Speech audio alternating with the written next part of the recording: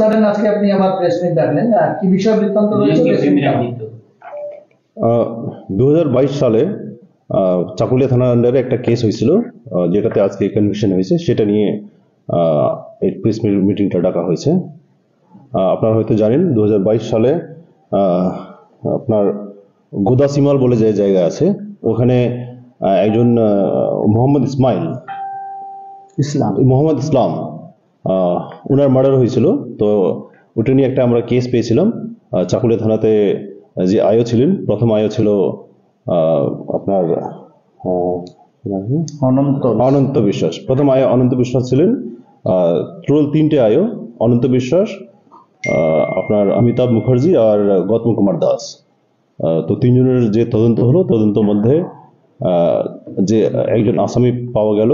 আগে যে কেস হয়েছিল, কেস অন্য পার্সন এগেনস্টে ছিল। তো আসামি আসকার আলী, ওনাকে অ্যারেস্ট করা হলো। অ্যারেস্ট করার পরে উইদিন 90 days চার্জশিট দেওয়া হলো, যার জন্য কাস্টাডি ট্রায়াল হয়েছিল। তো ডিউরিং কাস্টাডি ট্রায়াল আজকে কনভিকশন হয়েছে। কনভিকশনে যে সাজা হয়েছে সেটা হলো যাবজ্জীবন সাজা আর 60,000 ফাইন।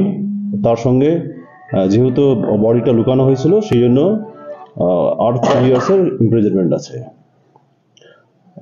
যেটা তদন্তের সময় যে বোঝা গেল সেটা ছিল কি,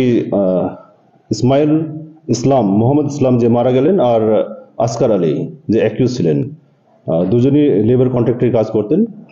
তো দুজনের মধ্যে একটা নিজের বিজনেস নিয়ে একটা রাইভালরি হলো, যার জন্য আসকার আলী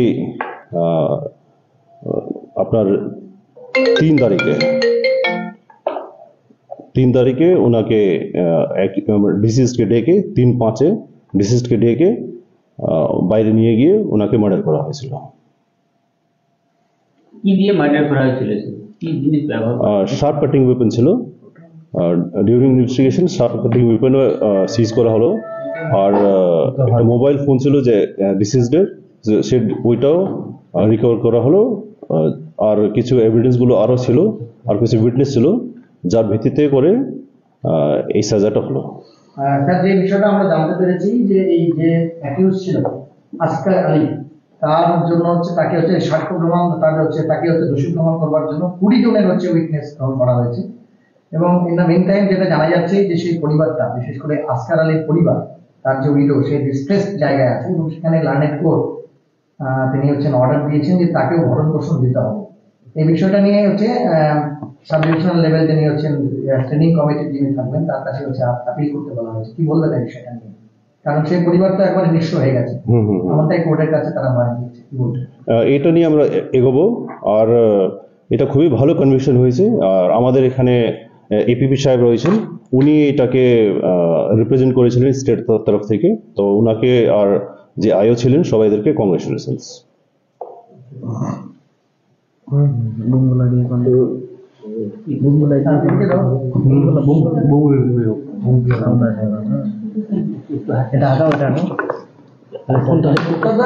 জানা যাচ্ছে যে এই ঘটনাটা 2022 সালের ঘটনা এবং সেটা সম্ভবত মে মাসের ঘটনা। এই প্রায় 2 বছরের মাথায় একজনকে কনভিক্টেড করা এবং তারপর তার যাবজ্জীবন লাইফ টাইম ইমপ্রিজনমেন্টের জন্য তাকে করা, সেটা তো সেন্টেন্সও হতে পারতো, সেন্টেন্স টু ডেথও হতে পারতো। Sentence to death actually rare of rares কেসে হয়। এই কেসটাতে অ্যাকচুয়ালি যখন কেসটা হয় তখন কিন্তু কেসে কারো নাম ছিল না, কে বা কাহারা এটাকে হত্যা করেছে, এইভাবে এফআইআরটা হয়েছিল। এটা সার্কামস্টান্সেস এভিডেন্স দিয়ে আমরা প্রুভ করতে পারছি, কেননা এটা সার্কামস্টান্স এভিডেন্স, আর এই রেয়ারেস্ট অফ রেয়ার কেসটার মধ্যে পড়ে না। পড়লে আমরা ঠিকই ওটাকে হ্যাং হতো, কেননা হ্যাং করতে কোনো না, কিন্তু রেয়ারেস্ট অফ রেয়ার কেসের মধ্যে পড়লো না, যেহেতু এই কেসটা সার্কামস্টান্স এভিডেন্সকে প্রুভ করা খুব টাফ প্রসিকিউশন সাইড দিয়ে। পুলিশের কোঅপারেশনে আমরা এটা প্রুভ করতে পারছি, যেহেতু আমরা এখন এই যে বর্তমান এসপি সাহেব আছেন, এডিশনাল এসপি সাহেব আছেন, সব কাস্টাডি ট্রায়াল কেসে ট্রায়াল মনিটরিং করেন। আমরা বসে অনেকগুলো ঠিকঠাক করি। ইনভেস্টিগেশনের ক্ষেত্রেটা কিন্তু এখন আমাদের অনেক স্ট্রং হয়ে গেছে, পুলিশ খুব অ্যাক্টিভ হয়ে গেছে।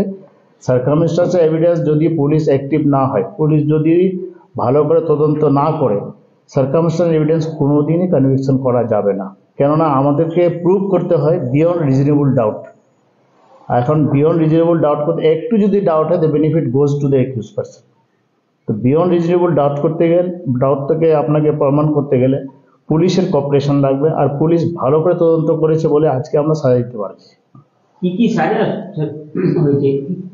কি কি সাজা হ্যাঁ, এটা হচ্ছে 302-তে লাইফ ইমপ্রিজমেন্ট হয়েছে, আর 60,000 হচ্ছে ফাইন, আর না দিতে পারলে 1 year পানিশমেন্ট আরও এক্সট্রা হবে।